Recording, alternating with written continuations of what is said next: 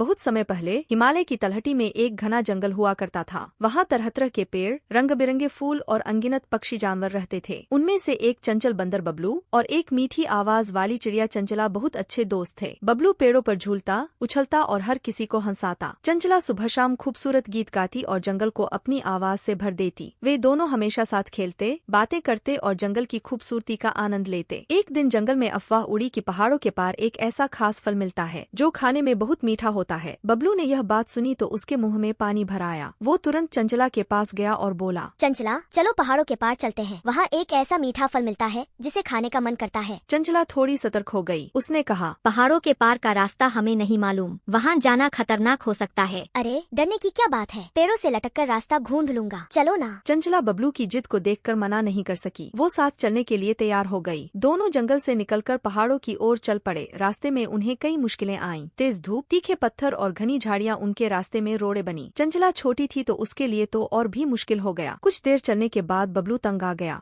चंचला, ये रास्ता बहुत लंबा लगता है, ये फल कहाँ होगा? चंचला ने धीरे से कहा, शायद हम गलत दिशा में आ गए हैं। बबलू ने नाक सिकोड़ते हुए कहा, क्या बक रही है, पेड़ों से रास्ता देख रहा हूँ, थोड़ा और चल। वे थककर एक चट्टान के नीचे बैठ गए। सूरज ढलने लगा था और अंधेरा होने वाला था। चंचला डर से कांपने लगी। अब हमें वापस लौट जाना चाहिए, रात में जंगल खतरनाक होता है। बबलू थोड़ा शर्मिंदा हुआ। उसे एहसास हुआ कि चंचला सही कह रही थी। वो अहंकार में आ गया था और उन्हें खतरे में डाल दिया। उसने माफी मांगते हुए कहा, चल वापस चलते हैं।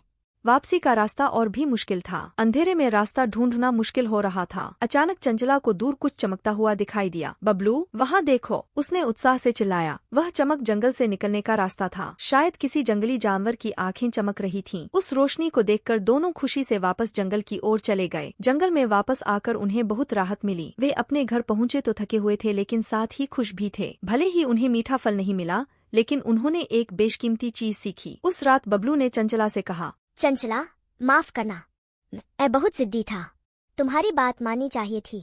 दोस्ती में यही तो खास होता है, मुश्किल समय में एक दूसरे का साथ देना। हमें ये फल भले ही ना मिला, लेकिन हमने एक दूसरे की अहमियत जरूर समझ ली।